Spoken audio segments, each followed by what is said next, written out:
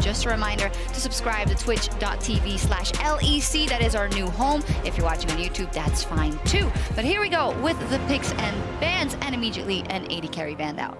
Ooh, well, Lucian is such a flex pick and all over the place. He's been perma-banned throughout the day. The biggest question mark, we just spoke about Ups and Reckless. Do they play Senna and Aphelios?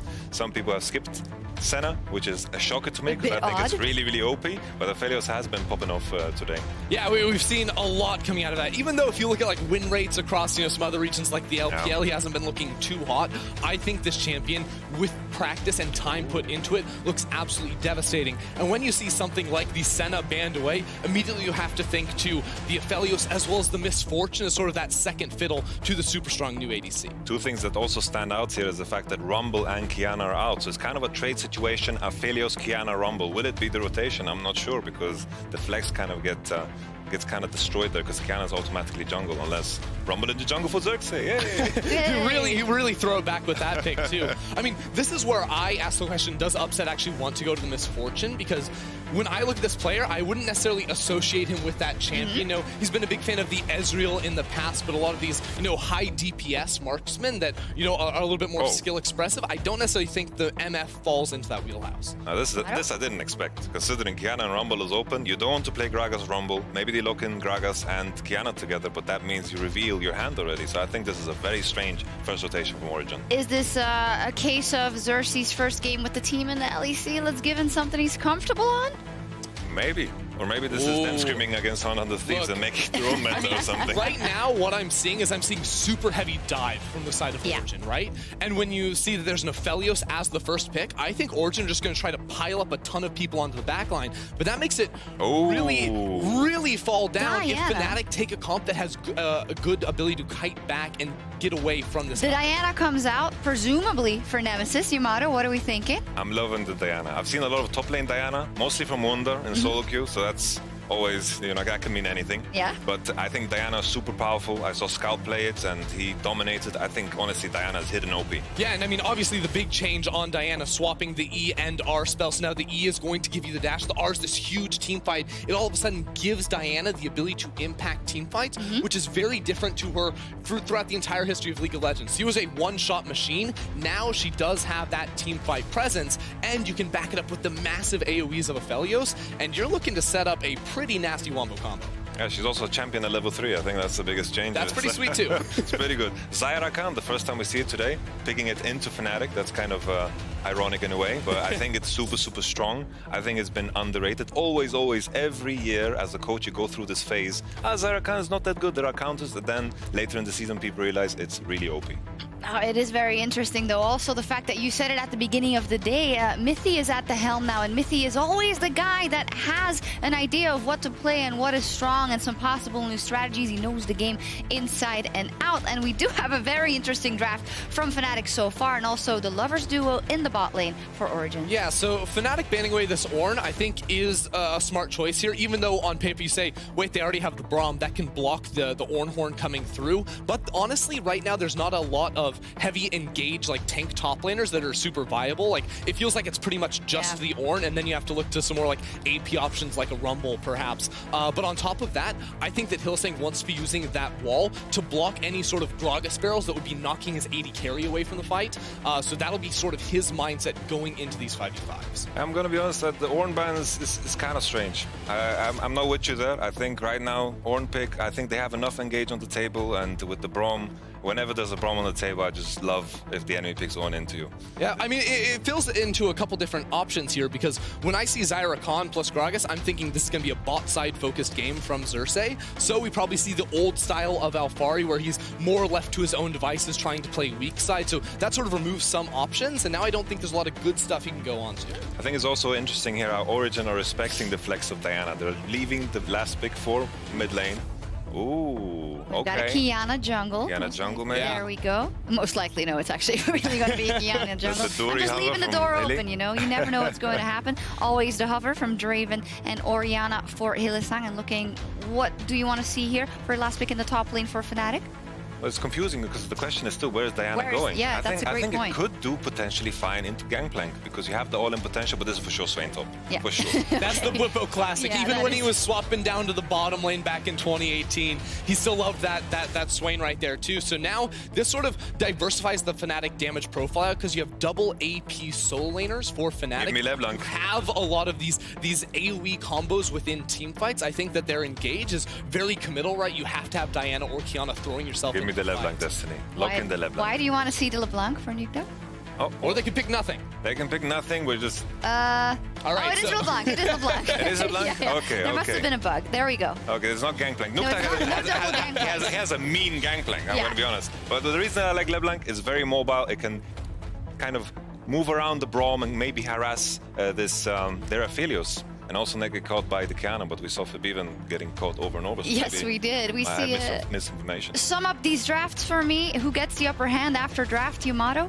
I like the Origin draft. I think there's a clear path here. Focus on bottom. LeBlanc will have not that much 2v2 pressure with Gragas, but I think that the 3v3 on bottom will be deadly and will go hard onto Aphelios and Braum. Yeah, and once she gets a couple of items as well, Braum can't do anything to sort of peel his AD carry away from that LeBlanc. So LeBlanc should have freer reign once the game extends and we get into these later situations around objectives. I agree. I think Origin's comp is much easier to execute, and barring Fnatic really popping off with some of these solo-style players like the Kiana or the Diana, they're not going to have too much room to get back in the game. Fantastically interesting drafts. A hug from the side of Mithy and Gyotto. They know each other very well, but they want to kill each other right now on the Rift. This is such an important first game for the side of Origen and the side of Fnatic, who have their eyes set on the top of the table. The teams are ready for our match of the week. Let's go.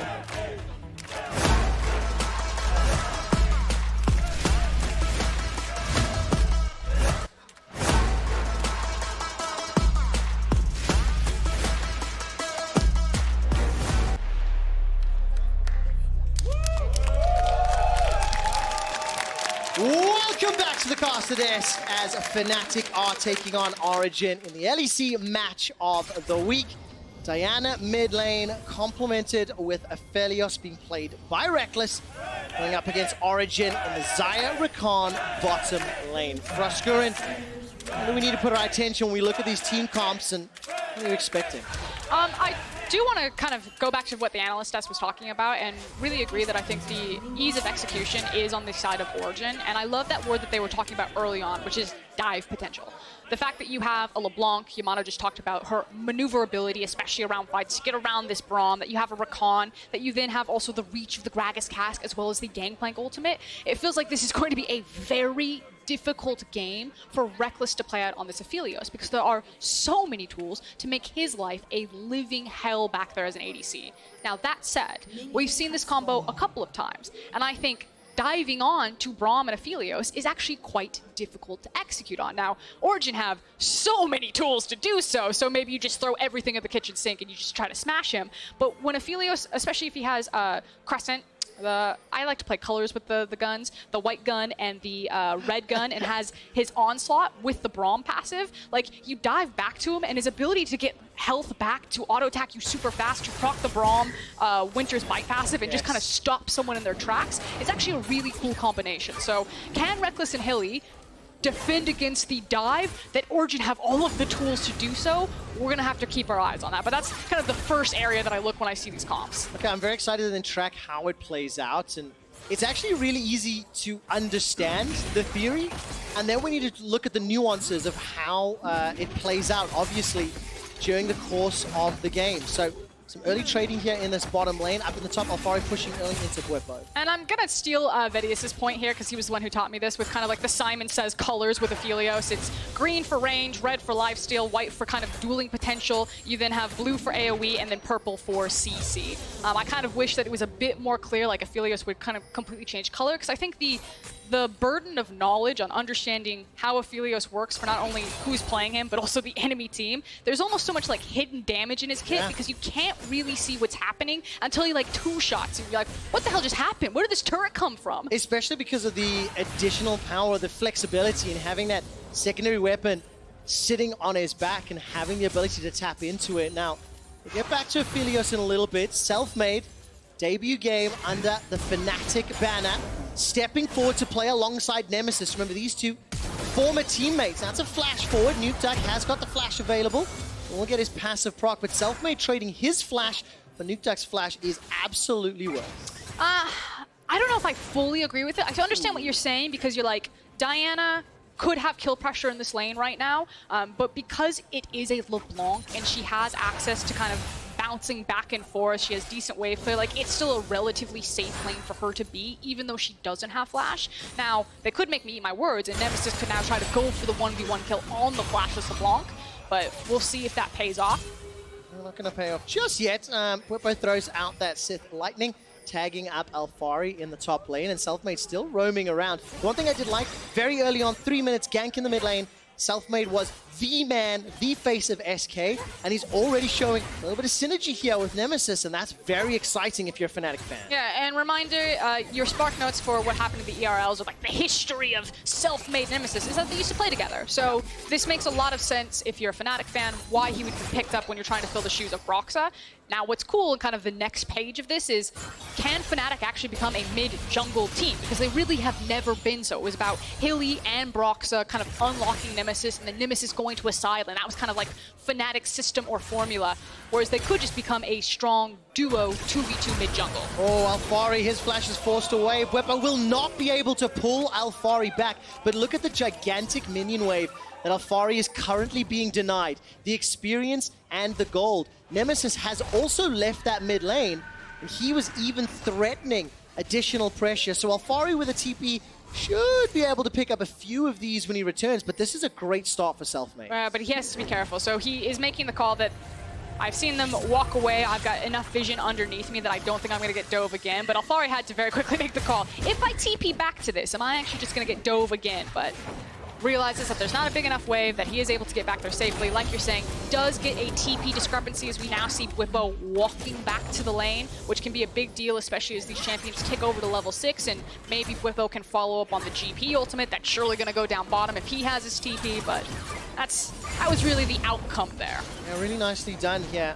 Some heavy pressure being applied by Selfmade. In the previous game, Frosco, and you talked a little bit about the 2020 season and the changes to the jungle, and how you were anticipating the difference between good and great junglers to come from some decisive plays, from understanding how and where to go places. What do you make so far of, Selfmade's debut on a Fnatic jersey? He's cleared out that control ward and the ganks he's already applied. So I actually want to talk specifically about that control ward. The shortcut to how teams figured out to slow down Selfmade, because he was so explosive when he came into 2019, and then he kind of teetered out, and part of that was to SK, is that people just started hard warding his Krug camp, because he was really good at recognizing certain pathways through the jungle and how important Krug camp was. And it was kind of Xerxes who first started doing this. Hilariously, he's now against Xerxes. Spice used to do this every time. Get a deep ward into Selfmade's jungle, because he's fairly formulated in his pathing, and you can very quickly read what he's going to do.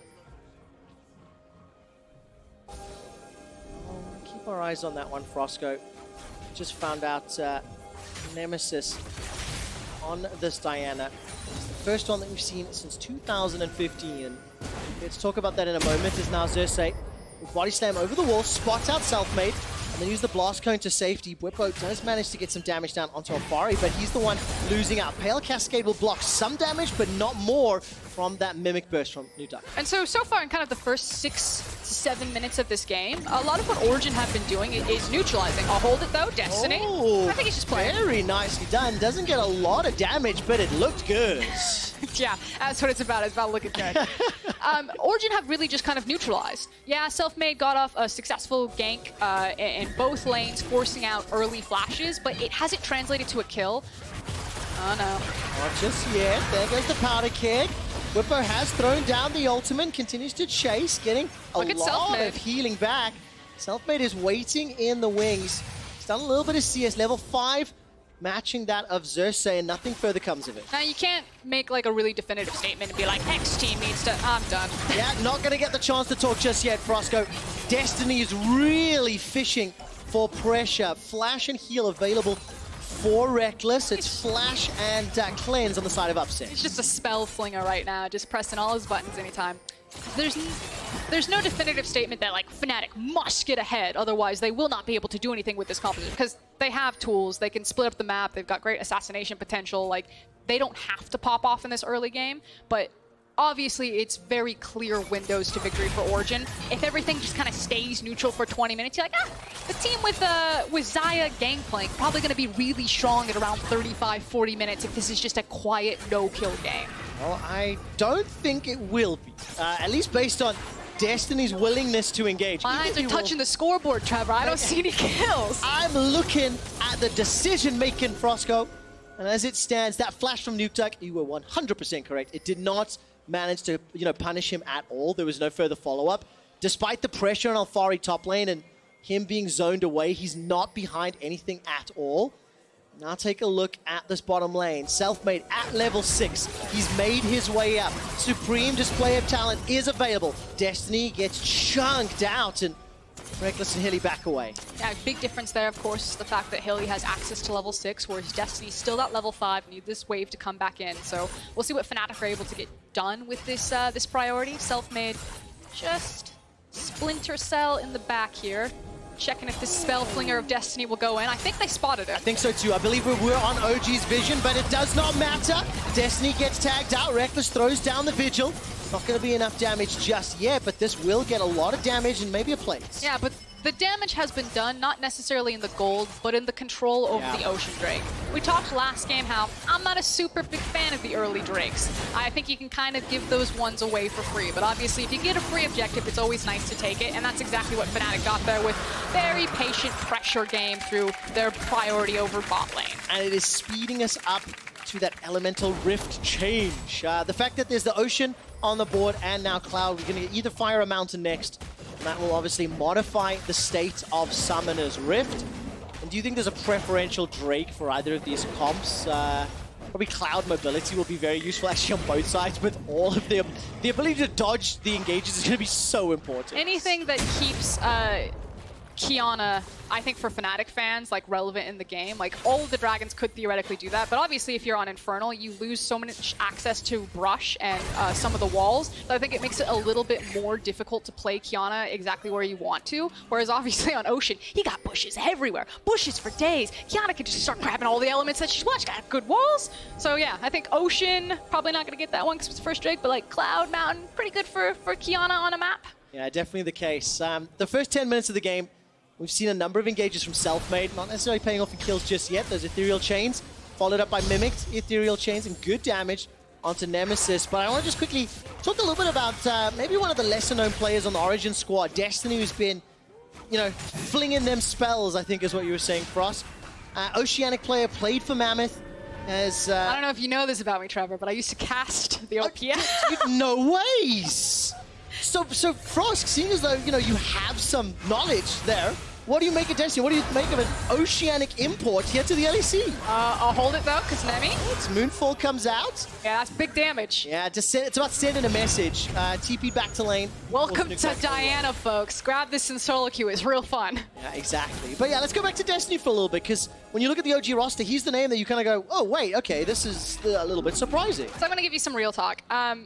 I'm not convinced with an Oceanic import. I think that this was, usually when I see this, I'm like, but it was probably like a budget thing. Can you get the best player for the best price? And I think Destiny falls into that. Now that said, I want Destiny to succeed. I want the Oceanic players to make their fellow countrymen proud, Ryoma to pop off, Destiny to pop off, but there is a very stacked support class coming into the LEC, and now Destiny needs to prove his worth. You could have had a European support. You now need to say, no, I'm worth this. I don't have a language barrier. I don't have a cultural barrier. I'm probably kind of like the best bang for your buck, and I can hang with these guys. He's been on an international stage. Yeah, he absolutely has. Look at that. The moment Nukeduck throws out the distortion, gets engaged upon, but not exactly the biggest Supreme display of talent. And Frosco, I'm going to challenge you on one of those analytical points. I've heard Australians speak. I think there might be a language barrier. We'll find out if he can communicate with the rest of this squad. We're 12 minutes in. First big item slowly making their way onto the Rift as Nemesis is going to use that Lunar Rush to dash forward.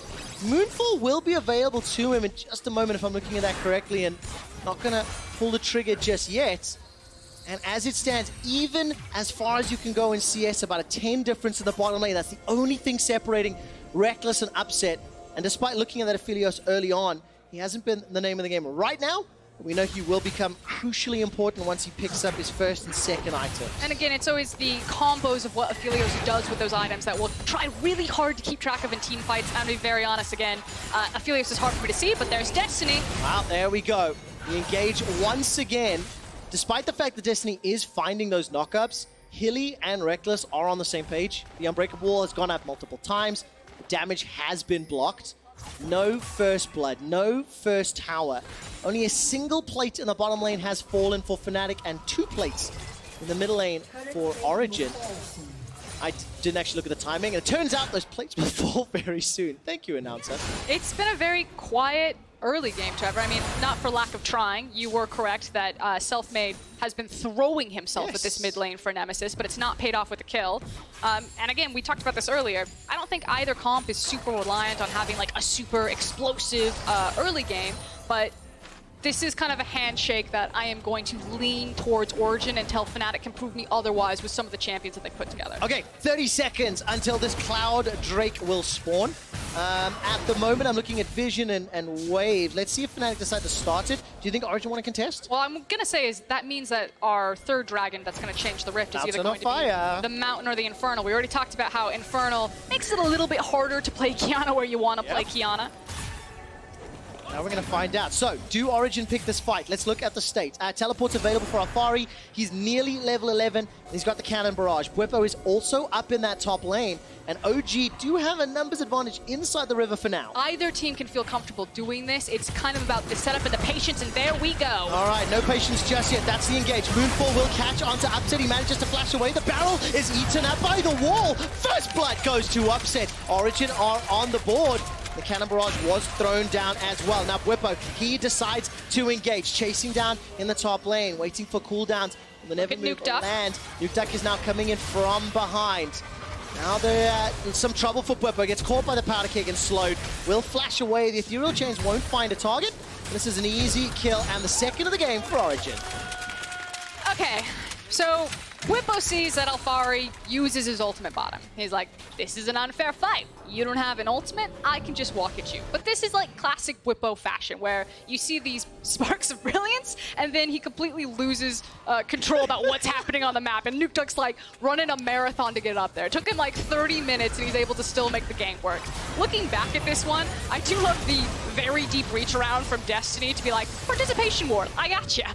He manages to follow up the snare that Xayah set up, but that was a very, very deep flank that Rakan was looking for. It absolutely was. Origen come away with the kills and a 2,000 gold lead. The fact that Infernal has now spawned will change our Rift to the Infernal Blazes. So there we go. Walls have been changed, and this will make it a little bit more fun when people are caught out. Because, as you mentioned earlier, with less brush to play with, less walls as well. No flash available, no demonic ascension.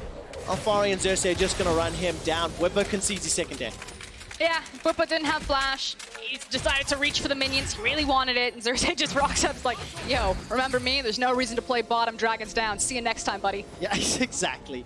Kill secures now. 1 for Alfari, 1 for Nuke Duck, 1 for Upset, and they've got themselves a very healthy advantage. About 15 minutes ago, Frost, you said that Origen have got so many tools to dive and so many tools to chase, and some of the most important ones that need to have gold and money in their pockets has got it. So Reckless, Essence Reaver completed. It's going to be a very difficult few minutes if Origen have got vision to make that engage. But it's also been a very quiet game for Reckless so far. Both these 80 carries outside of the single pick that Xayah's gotten haven't been able to really showcase their stuff. So I'm still waiting to see how Reckless is going to flex on this Aphelios, because frankly, in the LPL and in the LEC, I haven't quite seen what I think Aphelios could be fully capable of, that there's still like a learning curve before we see someone really pop off with this champion. I think Karzi probably had the best performance there, at least the most standout one for me right now. I mean, I think there's an argument to be made that he's the most complex champion that's been released in, recent memory, and definitely got a high skill ceiling to maximize his weapon usage and ability usage. Selfmade throws out the supreme display of talent, fearing for his life, maybe anticipating an engage that did not come. Origen just threatening was enough to get that spell. Yeah, and speaking of fishing, you know, Origen are looking for some of these picks. It's the fact that whenever Xerxe and Destiny out there, we already called Destiny the spell flinger, that he's just constantly fishing for those Ws. Xerxe is going to be in the same point, so at this point in the game, as the map starts to open up, Fnatic do need to be very careful until they get a couple more items in their back pocket. Yeah, absolutely the case. In case you're not watching on twitch.tv/LEC, if you are watching on Twitch, head over to that channel and make sure you like it and follow. We are obviously hosting on Riot Games, but this will be the home on Twitch. And if you're on YouTube, no worries. Enjoy the stream. No changes there, bruv. First tower is at risk of falling here. We've got to do it, Frost. Don't laugh at me looking for my a flank. delivery. It's going to get some damage down here onto Xerxe. No further follow-up. First tower falls in the bottom lane. Origen have had a very, very good passage of play for the last 8 minutes. They're up 4K. Origen are a team that are really good at playing on waves. And kind of when things break down, like there are certain teams that like play team fight. Like that kind of feels like Schalke. But Origen will always go back to what are the waves doing? Where do we have priority? Where can we move away from it? And that's exactly what just happened there. The wave was crashing in bottom, so Gangplank could sit there with his ultimate. They managed to push the wave up top, got a team to respond, and then cut back down into mid lane. And they knew that they had time to do that because they prepped the mid wave ahead of time. This is something to always watch with Origen, which is why, yeah, they feel kind of boring because things aren't on fire and like exploding. You don't really get the fiesta, but it's just very fundamental league that makes them a top team in the LEC. And of course, the other top team in the LEC in G2, they were in a similar position earlier today. They're down a couple thousand gold against the Mad Lions. G2 eSports were able to dig deep, bounce back, and win the game. Now we turn all eyes to Fnatic. Can they find a way? BF Sword has picked up their buy Reckless as he and the rest of Fnatic are sieging this mid lane. They will secure the first tower. Cannon Barrage has gone down. Origen looking for an engage, but Nukeduck was pushing the top lane, and he secured that tower. 1-for-1, still an advantage to OG. Yeah, Fnatic were done with those like 5-man mid, force this down. I'm done playing out into these side lanes, and they do manage to get it for themselves. But now the question is, what can they do with it? Again, an open map, I think, works for both these teams. Just kind of who strikes first, the Rakan and the Gragas, or the Diana and the Kiana. And of course, who's got better vision? I mean, if you look at the minimap, there's not much to play with here, team. Fnatic have got a couple of wards in and around the north quadrant near the Rift Herald. Thank you, observers. But as far as it goes, 30 seconds to the Infernal. A couple of deep wards just placed by Origen, so they're setting themselves up to challenge it. An issue for Origen, however, is that they're actually waiting on Alphari's ultimate. It's not super necessary if they can get the Gangplank, again, forcing a wave and then walking down. But in a perfect world, Origen actually really want to stall this out until they have those key ultimates. Whereas Fnatic are going to be fighting for, again, wave priority and vision priority. Clear out their jungle, make sure that they get mid priority and push it out, and then slowly start inching their toe into this river because they are between items. Okay, take a look at the timing really quick. 45 seconds. Here comes Alphari. Before Alphari's ultimate will become available again. Destiny continues to threaten Reckless. He's got his flash available. Now the engage. That's a stun. That's Xerxe locked down. He manages to use his stopwatch to stay alive for a few seconds. The engage from Destiny manages to get knocked up on a self-made. Somehow Xerxe escapes with his life. The barrel comes out and does disengage the fight for now. Infernal is alive, and Alphari's Cannon Barrage will be available, but at what cost? Mimic is gone. The quickness is gone, and so is that explosive cast. They are still poising for another engage. Yeah, but that ultimate from Alphari is just about to come back up. You can see the patience from Origen. They pull off it, and they're like, come on, let's take the dragon. Let's go right now, because they know that they have those key ultimates. All right, Nukeduck's going to go fishing, gets the distortion, and gets out. Good damage there. And now Selfmade is forced away. The Infernal Drake has reset a second time. Fnatic have overstayed. Backwards. Now, is this going to be another fight? Fnatic, they're toying with the idea. Cannon Barrage still available. 2,000 HP. Selfmade just behind the pit is not going to pick it up. Goes to OG. They get the Infernal. The Moonfall comes down. There's so much damage from Nemesis. Pale Cascade keeps him alive a few seconds longer before Upset takes him out. Now Alphari is taken down. Whippo will get taken out in reply. It's a double for Upset and the Drake for OG. And Fnatic overstayed. They were too greedy. They didn't want to give up the Infernal, and they fall into the patient trap of Origen. It's now, what else do they lose in exchange here? And fortunately for Fnatic, it feels like just a couple of kills and the Infernal Drake, as no other tower will be followed up. But taking another look at this, I know I just talked about this, but check out the mini-map. It's the setup of the waves. Origen will feel confident to be patient in these types of scenarios and just take a step back and then watch what you're doing and try to punish the mistakes, because the waves are crashing in the side and you're still slowly kind of starving out Fnatic of this very crucial gold that they're not farming up. They're not preparing the map before stepping to those objectives. Very, very impressed by the sort of level of preparation, preparedness. I'm not quite sure what the better word would be, but that Origen is like, they've got control of their fundamentals. There we go. That's a better way of saying it. They've just felt in control. 3-0 on upset, down 6 CS, does not matter. Got himself the Essence Reaver and the Phantom Dancer completed already. But after that last fight, Reckless now sitting on that Infinity Edge, and he's going to be looking to impact these fights a little more because it hasn't been about him yet. And it's also really important to remember again that Fnatic aren't shut out of this. This is a single team fight swing away, and they have all of the tools to do that with the massive damage from Aphelios and Diana, and then a well-placed Kiana ult. It just takes one Kiana ultimate to ruin a team's day. So that's what we're looking at. And of course, Kiana has just returned to the Rift, upgraded to the Umbral Glaive. Got himself new items here in the 2020 season. I actually think probably one of my favorite items in the 2020 season, especially because we talked about this a little bit last time. When you have so many tanks and team fights are more drawn out, oh, hold it. All there's that a TP. thought, Upset's been able to escape, manages to use the ultimate. Nukeduck is locked down by the town, but here comes Nemesis. Crescent Strike and Luna rushes forward, continuing to chase. Nukeduck and the rest of Origen are retreating. While that's going on, Origen are playing the map game. They're putting pressure in the bottom lane, and they may be able to secure this tower. Looks like nothing more is happening. Advantages to OG over and over and over. Ah, it's huge. That's double teleport. And the thing is that they just don't have the engage, but they got Destiny. Oh no, they've got themselves, but he manages to escape for now. The Spellflinger going to stay alive. And the Oceanic import 003 remains unkilled. So I'm going to go back to what the analyst was talking about, because Yamato said that when you have something like a Braum that basically gives low CC or low engage compositions the ability to have that hard engage because of how his passive is going to work and who can proc it, I totally understand, but it is still so much harder to execute on. You see that Fnatic are double teleporting in. They're trying to force fights while Origen are not splitting the map, but playing out to a side lane with the reach of their Gangplank ultimate. But they just can't find the engagement. It's too slippery, especially when you're against a slippery champion like Rakan, and they also have the Gragas. Think of just how easy it is for Origen to constantly play that cat and mouse game. Yeah, absolutely. Just keep swatting Fnatic away over and over. And that's where this lead has come from. It feels like every play that Origen has done has been like calculated. It's been controlled, and it's been calm. All credit to the OG staff, to Gihoto, who's on stage giving Mithy a hug. Of course, Mithy, support player from his 2019 season, now coaching Fnatic. And as it stands, Fnatic, they're in trouble. It's starting to feel like this game is running a little bit away from them. If Fnatic get a hold of Origen, they'll still pop them like a balloon. But they haven't been able to yet. It's whack-a-mole. Can you actually grab them? Well, look, 1 minute until the next round of whack-a-mole. And as it stands, Fnatic are the mole and Origen are doing the whacking. So I want to see how that sets up. And look, again, it just feels like as we get closer to these neutral objectives, OG are starting to invade. They're challenging on vision, starting to push the wards in. Remember, Alfari already got that inner turret in the bottom lane.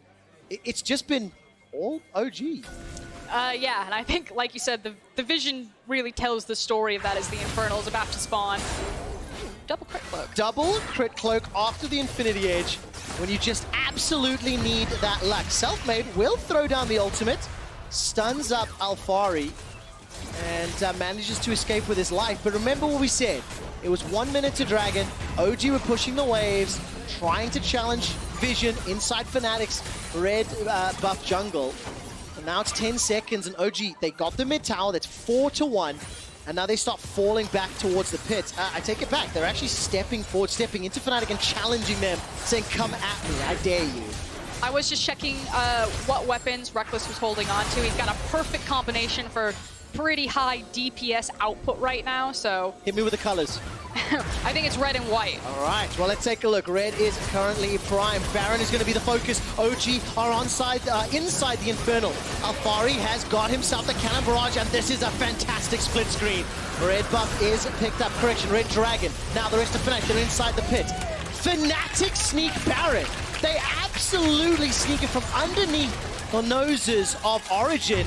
Sneak's the wrong word. They secure it. They secure it. They ripped it from Origen. Origen were playing the map. They're like, we've got complete control here. Now, Fnatic just ripped this game back open. And ladies and gentlemen, the library here in Berlin has awoken as the Fnatic fans finally giving a cheer of hope.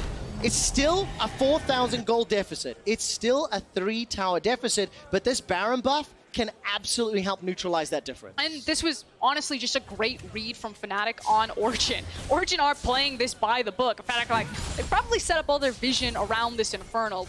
We've got red-white on Aphelios. We can rock up to this Baron and just melt through it. And that's exactly what they did. Did indeed. So this now completely changes the landscape of this game. 2.5 items starting to be completed. We're hitting 30 minutes on the clock, and take a look at that.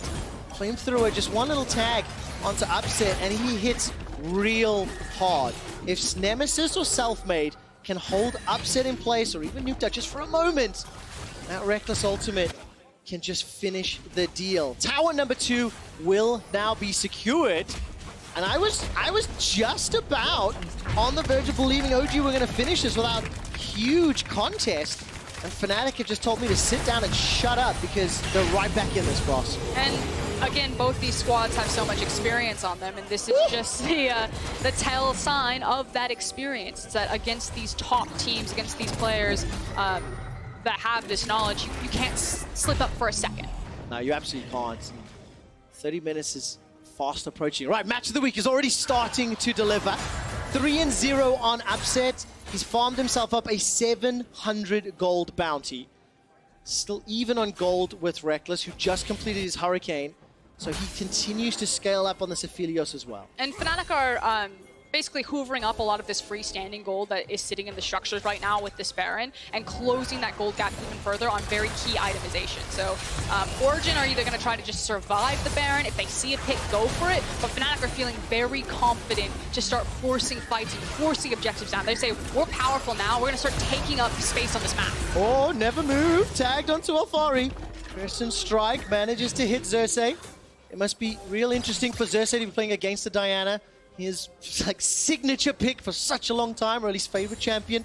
Offers it all the time, and now all of a sudden is being threatened by it. Selfmade waiting just over the wall. Fnatic are going to peel away. It looked like they were trying to go for a dive, but they haven't just yet. Numbers advantage to OG. Perfect corridor for Kiana to want to fight in. They really want to pull Origen kind of down into these heavy walls. And now the tables have turned, Frost. The tables have turned. Fnatic have just lost the Baron buff, but while they were applying pressure top, Nemesis peeled away, shoved in the mid lane, and exactly what Origen did to Fnatic has now been reversed upon them. The tower hasn't fallen yet, but it's good to see Fnatic not giving up the go and making sure that they continue to apply pressure when they can. And that was the big advantage that the Baron bought Fnatic. It was the ability to say that Origen can't split up the map now that you're playing to Fnatic's win, because their pushing is just that much faster. So kind of stealing the bread and butter of how Origen like to split up the map. And now, yes, there's still a gold discrepancy, but everyone's got core itemization. Again, it's going to come down to execution, who finds who first, who's playing this vision denial game, and hopefully some team fights, because I'd like to see some blood. Yes, I agree entirely, and Selfmade would have liked to have seen some bushes to play around. The fact that we've got ourselves the Infernal Rift, I mean, Selfmade was like trying to find places to assassinate or at least jump on someone. Nemesis and Selfmade were nearby. Itty bitty little bush right there. There's just not enough, and maybe this plays a little bit into OG's favor. So Fnatic now feeling emblazon a boulder, stepping forward, 50 seconds till the next Infernal. And just like clockwork, just like the textbook says, Frostgurn set up vision, set up the Drake, and then play around it. That's what Origen are doing again. Yeah, trying to hide in some of these pockets of vision that they've created. They came in through here, swept all of it out, placed an abundance of wards. But if it doesn't pay off, which Fnatic very clearly can smell this from a mile away, they know that they want this pick. They just have to absorb that pressure, and now it's all that time and gold wasted from Origen getting control of that jungle that hasn't led to anything. Fnatic smelt it, walked away from it. Yeah, they managed to force Origen's hand to a degree. This game was our match of the week. There was such high expectations on both teams, and now it feels like it's balancing on a knife's edge. The 5v5 ARAM in the middle. Body slam from Xerxes. Nemesis goes in. Moonfall comes down. Xerxes throws out the golden stopwatch. He's now running for his life. Nemesis is in so much trouble. He's taken out. He's blown up. It's Origen get the first kill of the fight. Hilisenga's running away with his life as Bwipo's demonic ascension is still running. Never move tag. That's a flash forward. Good burst damage, but simply not enough. Simply not enough follow-up. Reckless's Moonlight Vigil did not do enough damage early, and Origen win another fight. And you're starting to see some of these growing pains in the new Fnatic roster. Some of these kinks that they haven't worked out. Selfmade was so cut off from that fight. He was unclear if the call was, are we letting Origen move in and am I looking for a flank around this corner? Because Qiyana just kind of sits on the top of this team fight for so long, holding on to the ultimate. So we'll go back here. Nemesis feels like I'm either going to get caught out, I can try to burst Xerxes. Xerxes absorbs times with the stopwatch and then flashes out. And then Alphari does a wonderful job with this ultimate, separating the fight. And this is basically where Selfmade stays. He still has his ultimate. He walks back around the wall because he's thinking, are we letting them push in or are we going forward? And Bwipo says, I am going forward, and his team is not in position to follow him up with one of the most key and important ultimates on Qiyana. How much damage did Selfmade deal in that fight?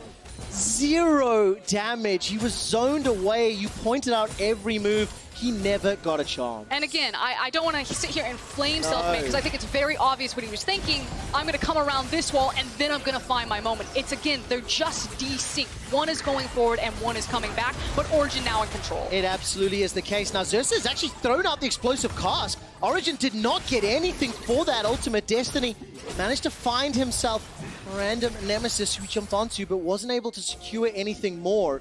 And now Origen, they've switched their focus. They've got 3 Infernals to play with. They're setting themselves up for the Infernal Soul. And when you consider they've got all the dive power, when you consider with 3 Infernals already, you add the Soul and the additional burst damage that can come, it's going to get even more difficult for Selfmade and Nemesis if Origen are able to pick that one up. I got layman's term for you. Make shit blow up, and that's what Origen want to get to.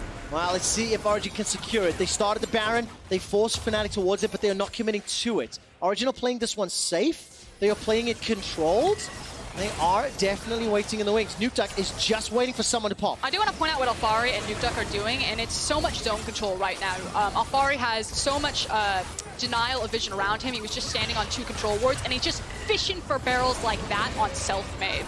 Look at this. Origen, they're not committing to the fight. They're not committing to the Baron. Gotta go mid. Fnatic are just walking up and pushing them away. Will this cost Origen? That is the question. That's 2 minutes, 3 minutes of threats that hasn't paid dividends. It will cost them something, but it's what price are they going to pay? And it looks like it's going to be the mid tower. It was either going to be the mid tower or it's going to be their Baron vision. And Fnatic decide the mid tower is more important to us. We can shove this forward and then on our retreat, try to clear the vision. Alphari's barrels obliterate Selfmade. He's forced to flash away. Now Alphari's trying to set up another. Powder kick into powder kick. Can he find the combo? Not just yet. Selfmade escapes. Observer's gets on top. Mid is going to go down. Inhibitor top is going to go down. There's an engage and a jump onto Alphari. He flashes over the wall. Origen, are they going for the win?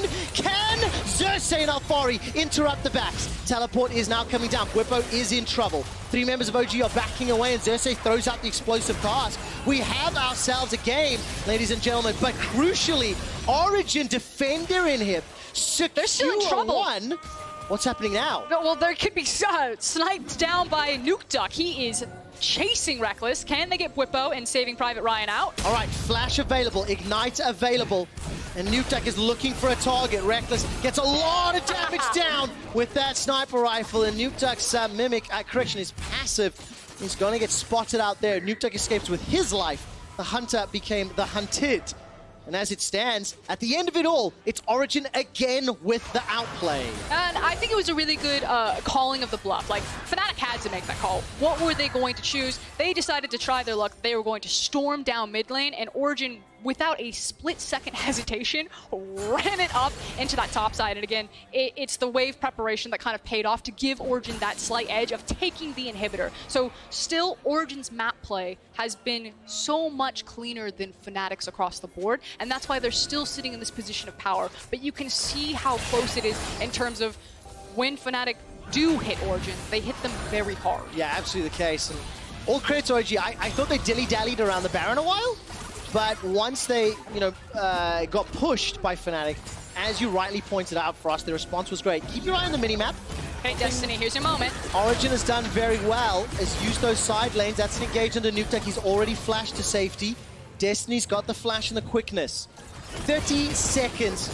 The next Infernal. Supers are just about to make their way to the inner turret, but it's Nemesis that goes in, puts the ultimate down. The barrel from Xerxes comes out. That's a great interrupt. Nicely done by Selfmade, preventing the engage from Destiny, but it's upset on a Rampage with the double. Turns to Bwimpo, who goes golden and stays alive just a few seconds longer. Now Reckless with the Buffson stepping forward, trying to see what he can do. Nuke Duck's in trouble. Good damage coming out, but he doesn't secure a kill. Reckless stays alive, but it's still not over. 5-on-3 in favor of OG. The Infernal is also up, so Fnatic, between a rock and a hard place, they've got the Supers crashing up, the Infernal is up, the Baron is up, and they need to think about how they are going to minimize this damage. Alfari's going to be teleporting into the Super Mini and starts autoing away. Nexus turret number 1's going to go down. That's the engage. Nuke Duck can give away his life because the game is on the line. Reckless is running for his. Nexus turret number 2 is now under siege. 2 super minions working alongside Alfari. Reckless is now running for his life. The Nexus is exposed, available, and for the taking.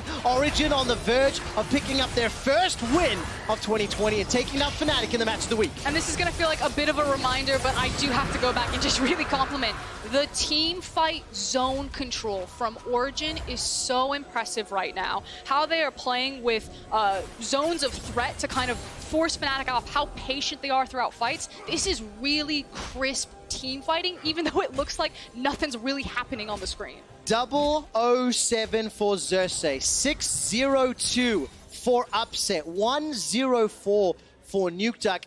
Destiny, man, we talked about a little bit ago, 0-1-8. It's such clean play from these players and the teamwork. Yeah, but look at how they're separating fights when they're using things like the cask, like the Gangplank ultimate, and even the threat of the feathers. Yes, their champions have so many tools to do that, whereas Fnatic champion really don't. You know, maybe if you give this composition to Fnatic, I'd be praising them in the same way. But Origen right now, playing this comp, really pretty to watch. Big fan of team fights, big fan of the LPL. They look like an LPL team right now. Yeah, really nicely done here. 40 minutes on the clock. Elder's going to be up in 5 minutes. I don't even know if the game's going to go that long with the way OG are playing. The 9th tower secured. And remember, Supers, look at the minimap. Supers are moving into the base at the same time OG are. It's so hard. Fnatic have to get a flank here. You have so many melee champions, and then you have Reckless who's like, I'm an ADC, and they have so much dive potential. How am I ever supposed to walk up to them? With all these melee champs, Alfari puts out a barrel. You have to walk across it, you get blown up. You get even close, Xerxes resets a fight with a cast. It's so hard to maneuver around. Okay, Nemesis is waiting behind the Baron pit. He's been trying to recall for several moments. This is now going to be the second time he'll interrupt this. Will he get spotted? He gets out. He escapes. The spooky ghosts were tracking him down. Knowing that Nemesis is not there and most likely doesn't have TP, he doesn't on cooldown. Fnatic, Origen rather surely aware of it. They just steal, they secure. Man, my word just stopped. They secure Baron uncontested. And it's an impressive game, and it is a statement game to start the spring splits. I know that we're all very excited. It's match of the week, and I don't want to take away any hype from the game because I think we've seen some really clean League of Legends in moments. I do just want to kind of pump the brakes a little bit. Again, week 1, day 1. The cool thing about this matchup is that the expectation is that you're seeing 2 top teams. Yeah. You're seeing the new Fnatic and you're seeing an Origen where every analyst is saying these guys are doing great in scrims. We expect them to be a top team. So it's really just kind of getting a peek at what does top League of Legends look like in the LEC right now. And from what I've seen, I'm really liking it. It feels good on my eyes. I really like what Origen are doing, and I think that Fnatic, if this was a best of 3, probably wouldn't draft this way and would probably make some adjustments to get their footing back in here. But right now, they're on a prayer. They need to create pockets of vision with these control wards and then find picks and find flanks. Otherwise, I think this should be a pretty clean choke out for Origen. It feels the case. And you go back to a couple of decisions, a couple of moments. If Selfmade had been able to be successful with some of those ganks. He got the flashes, but no kills. So hard. Look at that vision control. I bet Origen's vision stats are insane this game, which, yeah, they have the gold lead, so they got more money to spend on it, but every single setup in time, they have just completely smoked out Fnatic's jungle. Like, you have to wander all the way back around the rift. You need a TP to find anything. All right, Alfari flashed away from the supreme display of talent, but still got damage done. Nemesis is being eaten away by the cannon barrage. He stays alive long enough. Alfari in the 1v2 gets the kill, gets the double with the help of Destiny and Upset. And the Welshman is here to play. Fnatic are down 2, and they somehow have to defend a Nexus with no turret. Yeah, it's no longer just a chokehold from Origen. He just dropped the elbow on Fnatic right now. They are gasping for breath, and that is it. There is no breath to be had. Fnatic have been choked out. Origen obliterate Fnatic in our match of the week.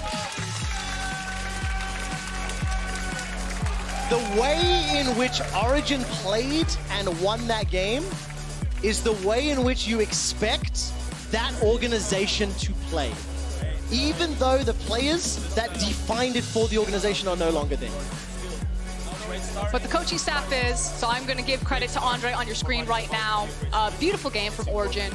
Outside of that slip up around the Baron, it was pretty cut and dry from beginning to end. You can see some of the growing pains again for Fnatic, trying to integrate self-made into the roster. But Origen just looked like a machine right now, well-oiled. Yeah, absolutely. And I wondered to myself again, I was saying it just before the final push, you know, self-made early ganks, they had impact, not enough.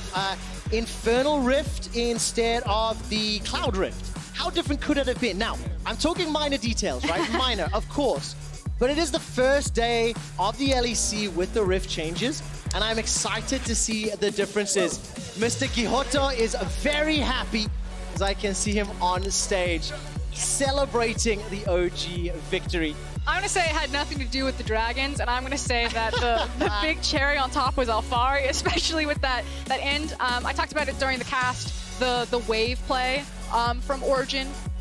The fact that Gangplank as a champion really excels at also helping them do that. His ability to clear waves across map with his ultimate, and then to absorb all of those waves and then just start blowing people up with barrels. You saw how disgusting it was in the end in that 2v1 scenario. Upset goes 7-0-5 in his debut on the Origen roster, and Destiny, the Oceanic import 0, 1, and 12. I liked what I saw from the duo. I liked the spell flinger of Destiny. He made a statement of what he wanted to do. Not many of the punches hit, but it doesn't matter to me because it's a statement of what to expect from him. And it seems weird because we didn't really have Upset on our lips over the course of the game, even though his score basically tells a different story. But I feel like he was, you know, you set up the dominoes and he did his job. He knocked him over. The janitor, if you will. Exactly. And when you had such great zone control from Origen's comp and their ability to execute on it, of course, when you have a guy as talented as Upset on a champion like Xayah, he's able to just maximize and abuse the most out of it. And of course, I am particularly famous for hyperbolic statements, so I'm going to do my best not to have them today. But one of the lines that the we greatest said team in the world. I can't get away from, Frosk, is that this was a taste test of two teams that are expected to be at the top of the table. And from game one, day one, Origen looked to be very prepared, very practiced, very aware of the decisions in game. And I'm excited to see who's going to contest this level of play, because I don't think anybody else was as definitive as their play was for the rest of the game. Yeah, I would agree with that. I think that, in my personal opinion, what I saw from Origen was the cleanest play that we'd seen on the day. That said, kind of looking across the board, I did like to see the element of Fnatic pulling in Selfmade, and Selfmade just throwing himself at Nemesis, because I would love to see a Fnatic with a very strong mid-jungle synergy, and not just like a strong jungler who is, you know, ganking top or ganking bottom. I get what you mean. We'll have to see. Time will tell. I do need to get to key up player of the game. Vote at LEC on Twitter. And make sure you're streaming. Twitch.tv/LEC as well. Your candidates are Alfari, Nukeduck, and Upset. The only correct answer is Alfari. I will not accept anything else. And if you do not vote for Alfari, you've let me down. That's how it goes. The interview is ready. We're going to talk to Zese. Thank you, guys, and thank you for joining me, Xase. Actually, who do you think should get player of the game here? Casters were talking about Alfari. Do you agree? Wait, so who are the options? Alfari? Upset and Nukeduck. It's a tough one. I don't know. Like, everyone plays so well. But I think I'll give it to Alphari. All right, well, you guys can vote on Twitter now. I want to ask you, was it a clean game for you guys? I mean, it was definitely a slow game and somewhat clean, but at the same time, not really. But I think it's also because it's the first day of LEC, so everyone is playing really slow and the games are kind of boring. But I'm sure that's going to change by next week for sure. Yeah, trying things out, it's normal. I was wondering, at some point you decided to trade Dragon for Baron. Can you explain this? Because it wasn't even Dragon Soul, it was the second Dragon. Well, that wasn't a trade that we wanted to take. Okay. So we said in game that they might do Baron, but we had vision on their top and mid, so we were like, oh, maybe we're safe. And then at some point we were like, oh, we haven't seen their bot lane for a while. Okay. And then they got Baron, so we didn't want to take the trade, but it kind of happened. Mistakes were made, but you turned things around, which is fine in the end. How about you? How is this new adventure with Origen? Honestly, I'm just really excited, and obviously we are already to a great start, and I'm sure that people should have high standards of this new Origen, because we are going to do great things in 2020. You were one of the best junglers in the LEC last year. What can we expect from you this year? Anything new? Well... New resolutions, maybe? I mean, definitely I will bring new crazy picks, as per usual, good patting, and yeah, that's all. Nice. I want to talk a bit more about the game now, because a lot of things have changed since the new season. When it comes to Dragon, the map itself, what do you think about it? I mean, when you look at it, it does look like the changes are pretty big, but in reality, it's actually not that big. Maybe the alcove in top and bot lane, it's kind of, People say that it's the most useless change in a way. Yeah, I mean, I feel like everything is like kind of useless. Okay. So yeah, it just looks nice though. So nothing changing regarding the pathing, the way you split the map, nothing? I mean, the jungle has changed in a way that the jungler is only relevant for like 10, 15 minutes. And after all, you're just a dog to your teammates. You're like the second support. You basically have experience, gold. You're just there to play the first 10 minutes and yeah, that's it. It's one thing I hear a lot lately, the fact that the jungler role is not the best right now. Do you expect it to change, or maybe it's because it's the new meta and people are trying things out? I mean, I sure hope that the meta or like the jungle is gonna change, because it's not the most enjoyable meta for me. Right. Well, a lot of people were saying that when the map is changed by the Dragon, it can affect the way you draft. Obviously, it's not something you can plan beforehand. So is it something you consider while drafting, and how can you do it? Not really. Like, we never go into a draft prep where we are like, oh, guys, we cannot draft this champion because maybe the third dragon is going to be a mountain and then the new rock. Like, no one cares about that stuff. Okay, well, nothing big, as I can understand now. Thank you, Xasi, for the interview. Good luck on the rest of the season. Thank you for having me. And to wrap up this day, we're going to send it out to PGL. Take it away, guys.